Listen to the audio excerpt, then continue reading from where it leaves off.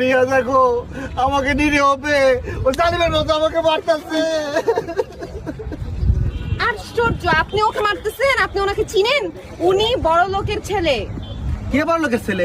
এই ফকিন্নির বাচ্চা বড় লোকের ছেলে? ও কিসের বড় লোক? ও তো একটা ড্রাইভার। রোল 5 4 3 কিসের বড় লোকের ছেলে? ও তো একটা ড্রাইভার। অ্যাকশন। উনি বড় লোকের ছেলে।